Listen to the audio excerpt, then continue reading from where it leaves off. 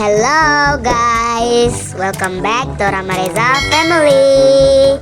Di video kali ini aku akan membawakan cerita yang lagi viral nih, tentang pabrik gula. Nah kalian pasti nggak asing dong dengan nama pabrik gula ini, karena filmnya juga lagi tayang di bioskop sekarang dan juga ceritanya ini lagi viral. By the way, sebelum kalian nonton video ini, jangan lupa tekan like dan subscribe-nya ya teman-teman. Happy watching. Jadi di tahun 2013 aku kerja musiman di pabrik gula di Jatibatang, Brebes. Katanya sih buat bantu pabrik tebu yang lagi panen. Dengar cerita soal pabrik tua ini, ya aku kira cuma gosip. Ternyata itu gak sekedar gosip. Kenapa aku memutuskan ikut kerja di pabrik gula Jatibatang? Aku awalnya cuma mikir ini kesempatan buat bantu orang tua. Keluargaku kan bukan orang kaya, jadi kalau ada peluang kerja musiman yang bisa bayar lebih, kenapa enggak? Tapi semua itu berubah jadi mimpi buruk yang gak akan pernah aku lupakan. Malam pertama suasana aneh. Pas aku pertama kali tiba di sana, pabrik itu udah tua banget, bangunan berkarat dan mesin-mesin yang udah nggak dipakai lagi kelihatan kayak monster yang tertidur. Tapi yang bikin gak nyaman adalah bau. Bukan bau gula, tapi bau logam, kayak sesuatu yang udah lama terabaikan. Aku tidur di kamar yang cukup dekat dengan gudang. Malam pertama aku gak bisa tidur.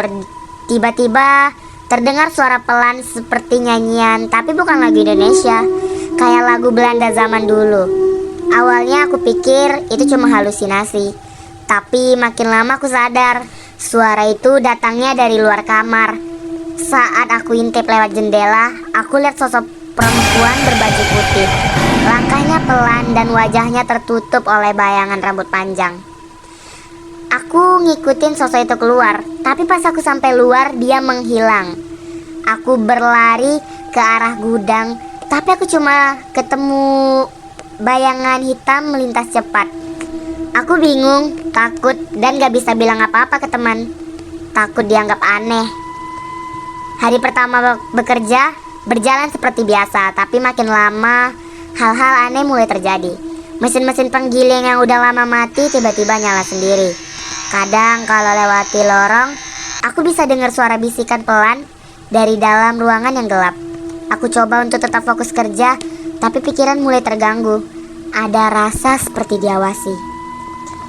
Minggu kedua di sana, suasananya semakin menegangkan. Pak Sastro, buruh yang udah lama bekerja di pabrik itu, tiba-tiba ditemukan meninggal di sumur belakang. Tubuhnya rusak parah, kayak habis jatuh dari ketinggian. Padahal sumur itu terisolasi, gak ada jalan naik atau turun yang jelas. Semua orang ketakutan, tapi lebih takut untuk bertanya. Mereka cuma bilang, udah sering kejadian kayak gitu. Malam-malam aku mulai cari tahu tentang sejarah pabrik ini. Akhirnya aku nemui buku catatan kuno di ruang arsip. Di dalamnya ada catatan tentang buruh-buruh yang dikorbankan untuk meningkatkan produksi. Nama-nama mereka dicatat di situ, dan salah satu nama terakhir yang tertera adalah Endah. Namanya sama kayak aku. Setelah aku baca catatan itu, aku mulai ngerasa ketakutan yang gak bisa dijelaskan. Aku semakin sering merasakan kehadiran sesuatu yang gak terlihat, seperti ada yang selalu mengawasi dari kejauhan. Setiap malam aku dengar suara tawa kecil anak yang terkadang terdengar dari dalam ruang kosong. Suara itu kadang terdengar begitu dekat, padahal gak ada siapa-siapa. Aku gak tahan lagi. Aku ngajak Wati, Ningsi, Dwi, dan Frankie untuk adain doa bersama. Kami berharap bisa menenangkan arwah yang gentayangan dan menghentikan teror yang semakin menjadi-jadi.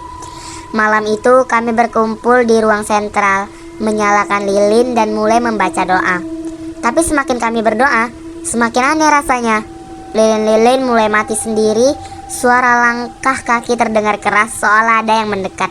Tiba-tiba dari bayangan mesin-mesin berkarat muncul sosok tinggi besar. Wajahnya rusak dengan mata merah menyala dan mulut yang sobek sampai telinga. Makhluk itu teriak dan suaranya memekak telinga. Dan aku merasa seluruh tubuhku kaku, seperti ada kekuatan yang mengikat kami semua. Frankie tiba-tiba kesurupan, teriak-teriak pakai bahasa Belanda dan Jawa, menyebutkan nama buruh yang mati di pabrik ini. Kami panik, tapi nggak bisa bergerak. Lalu tiba-tiba semuanya jadi gelap. Aku nggak tahu lagi apa yang terjadi setelah itu. Yang aku ingat, aku terbangun di rumah sakit 2 hari kemudian. Aku nggak bisa berkata apa-apa. Semua orang yang ada di sana gak ada yang bisa menjelaskan apa yang sebenarnya terjadi. Mereka cuma bilang kalau itu mungkin efek kelelahan. Tapi aku tahu itu bukan cuma kelelahan. Setelah kejadian itu, pabrik ditutup dengan alasan kerusakan mesin. Tapi aku merasa itu hanyalah alasan. Aku dan beberapa teman yang selamat gak bisa lupa dengan apa yang terjadi di sana. Pabrik itu ditinggalkan begitu saja. Tapi aku tahu sesuatu masih ada di sana. Suara-suara, bayangan hitam, dan kadang bau gula hangus datang lagi. Meskipun pabrik itu tidak beroperasi. Sejak kejadian itu, aku sering banget mimpi buruk. Dalam mimpi aku selalu berada di dalam pabrik itu, melihat sosok perempuan berbaju putih berdiri dekat sumur. Dia cuma diam, tapi matanya menatap tajam ke aku, seolah memanggilku. Dan tiap kali aku lewat Brebes Selatan, aku bisa mencium bau gula yang gosong. Rasanya seperti pabrik itu gak pernah meninggalkan aku. Jadi kalau kalian lewat atau mungkin tahu soal pabrik gula Jati Batang, jangan pernah sekalipun mampir. Jangan dengerin suara-suara aneh, jangan coba-coba ikut ke tempat itu. Kalau ada yang bilang, itu cuma cerita horor, percaya deh, mereka belum pernah merasakannya. Pabrik itu punya kisah kelam yang gak bisa dilupakan. Semua orang yang terlibat pasti membawa cerita horor masing-masing. Kalau kalian dengar suara nyanyian Belanda di tengah malam, atau ada bayangan putih di jendela, percayalah, itu bukan hal biasa. Ceritaku ini nyata, dan aku gak bisa lupa. Pabrik itu udah ditutup, tapi gangguannya masih menempel sampai sekarang. Aku berharap kalian bisa lebih hati-hati kalau ada tempat yang terlalu sepi dan penuh sejarah kelam.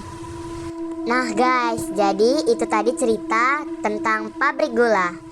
Menurut kalian, serem gak nih ceritanya? By the way, rumah kalian dekat gak sama pabrik gula?